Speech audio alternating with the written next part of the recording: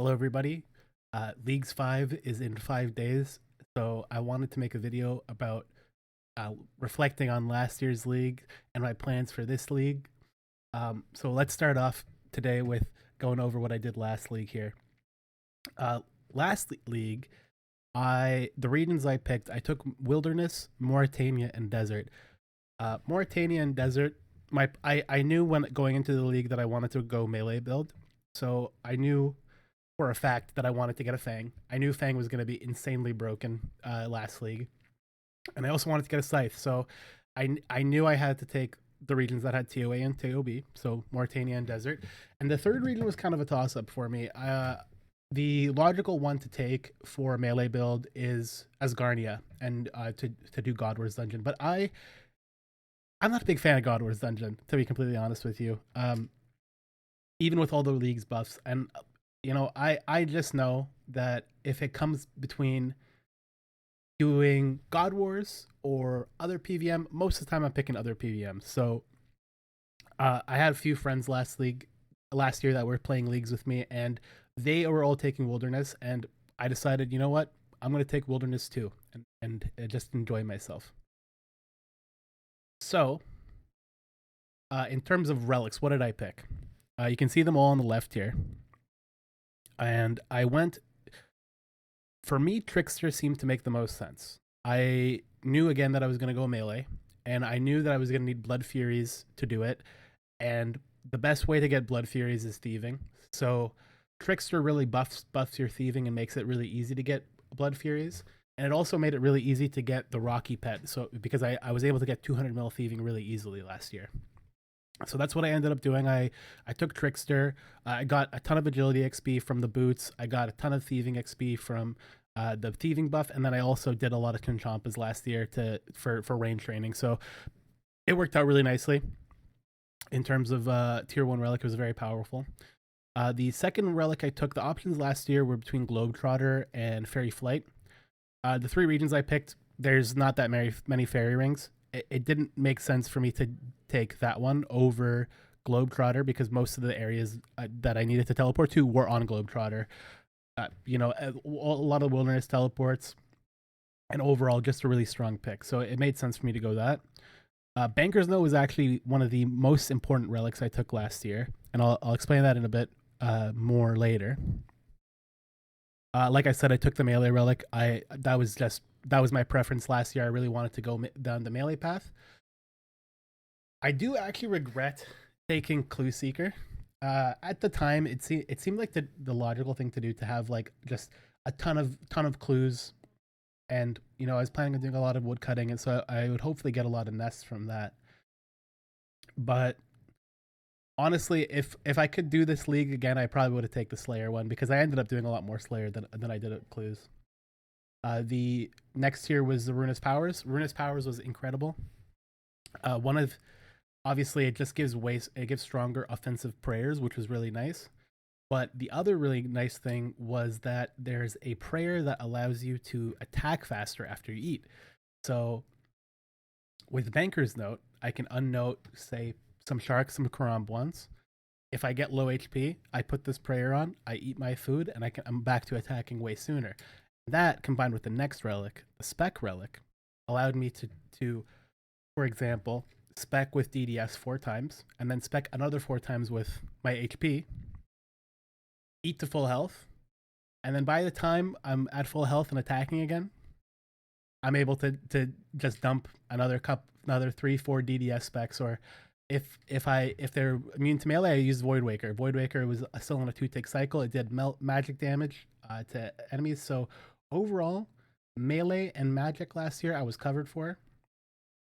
Range, the best thing for me to use last leagues was full Masori and Webweaver spec. It was really good. I used it on Zuck, and I wish I had videos of it. It was insane the amount of damage you can do with Webweaver spec, just Webweaver specking over and over again. You can't really see it in the. Give me a second here. There you go. So you can see now I have Scythe, I had a Void Waker, I had Harm Staff, I had all the Wilderness weapons, I had all the Wilderness rings. And yeah, I it was an amazing league last year. So now, what are my plans for this year? So last league, like I said, I went melee. I know this league that I did not want to go melee again. This time, I knew that I was going to go range. So I've already made that decision, and based on that, I had picked. I knew I was going to take desert, and I knew that I wanted to do Coliseum. So I know I have to take Varlamore. The third region was kind of a toss up until they announced the Echo bosses and the rewards that you can get from them. The obvious choice now for me is to take Fremenic because the amulet and the ring that you get from the Echo Dagonoth King bosses are just too good to give up. This is the OSRS wiki. I've already gone in and selected the regions that I intend on picking, and then whenever the league goes live, I'll be able to filter out my tasks really easily. And it also lets you see very clearly the gear that you can get from the Echo bosses, which I'm super excited for. So because I'm going ranged, and I've already decided on Desert, Fremnic, and Varlamore, the Echo equipment that I'm going to have access to is going to be the Dragor Blowpipe, which is essentially an upgraded version of the regular Toxic Blowpipe that is more accurate because the accuracy rolls are actually done the same way a Fang would, where it rolls 2 times, and if one is higher than the defense of the monster you're fighting on, you will deal damage. So that combined with the tier 1 relic is going to be tier 1 range relic is going to be extremely strong. It's going to make it so that I'm extremely accurate and I will have consistent DPS in the early game. And once I get to the late game, I'll still be very, very strong with that weapon. Now for Fremnic, they have the Amulet of the Monarchs and the Emperor Ring, which are essentially very, very juiced up pieces of jewelry. The accuracy bonuses on it are extremely high. It's got really good defense stats, and the strength bonuses that you get with it are also very strong. 15 melee strength, 15 range strength, and 10% magic damage is insane for one item. And the same thing for the ring. 15 melee strength, 15 range strength, and 5% magic damage with all the exact same accuracy and defense stats is extremely, extremely strong. These are probably the best Echo drops in the league. Uh, it's too bad it's coming from Vermic, but overall, those items alone, in my opinion, make Fremnic worth taking. And then finally, for Varlamore, I'm gonna have access to the Sunlight Spear and the Sunlit Bracers. The spear is gonna be kind of a minor thing. Like it is definitely good. Don't get me wrong. It's gonna be very nice for Slayer and potentially some raids. But this is definitely not going to be my main combat weapon. Uh, the bracers, on the other hand, those are going to be very nice. They have good range strength on them. They have good melee strength and plenty of accuracy bonuses. So they're going to be nice in terms of the stats. But the main thing that I'm after is actually this passive effect, which doubles all healing. And that combined with my combat relics is going to be very, very powerful. So what's my plan for combat relics this year? In the past, what they've done is they've had one tier where it's clear, like a combat relic. You get to pick one style that you'd focus on, and then on the other tiers there would be you'd have to pick between a combat related relic or a skilling related relic. This year they've done something completely different, and they've added combat masteries. And the way these work is you can do these 10 tasks on the left, and then you can pick any relic you want, but you have to do it in order. So if you want tier 2, you have to have tier 1 in the tree. So my plan, I want to rush tier 6 ranged as soon as possible. And my plan to do that, I think this will be the easiest for me, will be to defeat a giant. Giants are pretty easy and they're everywhere. Defeat 10 monsters with the combat level 100. You can safe spot 10 monsters. Defeat Scurious by yourself. Once I have overheads, I don't think that's going to be very challenging. Defeat a monster with Slayer requirement of 55. Doing the Natural History Museum and then maybe 2 to 3 Slayer tasks should give me 55 Slayer. So I think this will also be quite easy. Defeat Jad in the Fight Caves. I did a DPS calc yesterday with Dorgishan Crossbow, and I think I shouldn't have much trouble doing it, even with 70 range, as long as I have tier 3 or tier 4 combat. The 100 combat level is actually is going to be a bit tougher for me. And the reason for that is because I'm going ranged, I'm not going to be training my melee stats up as much. And melee stats really do boost your combat level. I will have a good defense level. I'll probably have a good prayer level. I'll probably range will be good. HP will be good. Magic probably decent. Attack and strength not so much. I'll probably have like 50 in both of those. So 100 combat is definitely not going to be something I'm going to be rushing. I'm going to hold off on that until I get tier 6. So for me to get tier 6, I'm probably going to kill an Echo Boss. And my plan for that is the Calphite Queen. Based on the difficulties that they listed in the table, Calphite Queen will be the easiest of the 3 regions I've picked, so I think it's the best one. That's my plan to get tier 6, and then after that, I'll be slowly pushing towards getting tier 10. Now, I haven't really decided what I'm going to be picking as my secondary combat style. Right now, I'm trying to pick between either tier 3 magic and tier 1 melee. I might even go tier 4 magic. I'm honestly not sure. I don't think melee is going to be really worth it overall. It's kind of hard for me to say right now. I do think the melee attack rate thing would be nice. I don't know. I'll have to look into it more. It depends on the rest of the relics that they release, honestly. Okay, so now on to the core relics. They've released relics from every tier now, all through run through 7. They haven't released everything, but they've released enough that I feel confident in making some of my decisions now. So for tier 1, I'm thinking between the Echo Pickaxe and the Echo Harpoon. The Pickaxe does sound really good in that you're able to automatically smelt any ore that you mine. So for rune ore, for example, if you mine that, you get rune bars, meaning that you can get runite darts really easily, which would be very strong for the Dragor Blowpipe, as well as gems being automatically cut. Engraving crafting XP is pretty nice. Crafting is really important for range to get early game ranged armor.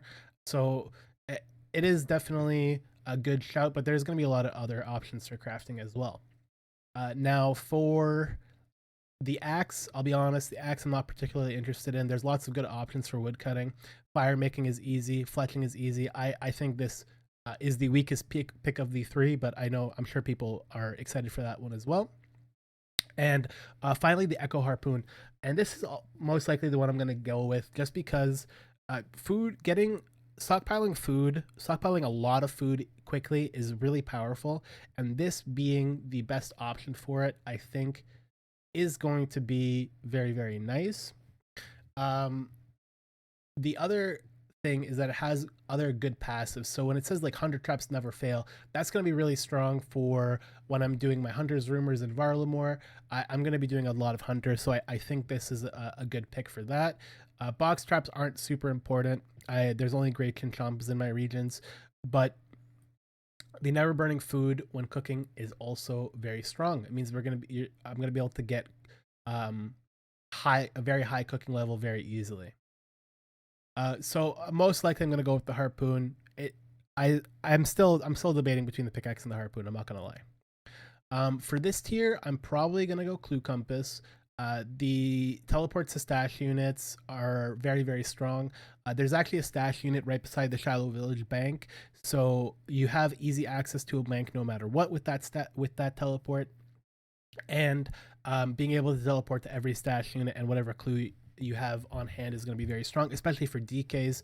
There is actually a clue step that has you dig right beside the ladder that goes down into the Dagonoth King's lair. So that is very strong in combination with this relic. I think that, and most likely I'm going to go with Clue Compass here. I haven't really decided between this. I'm leaning towards Banker's Note on this tier. And my thinking is for like the challenging PVM that I'm going to be doing, like raids and Coliseum, having infinite source of food in your inventory is going to be very, very nice. But for farming bosses, like I intend on doing Vorkath, I intend on doing Must, but I'm intending on doing a Duke Succulus. The total recall sounds like the better pick overall, just because you're able to teleport right outside the layer and go back to full HP, full prayer, and special attack. It is definitely a very, very strong one. Um, but yeah, I'm leaning towards Banker Note at this time. On this tier, I am most likely going to take the Arcane Grimoire.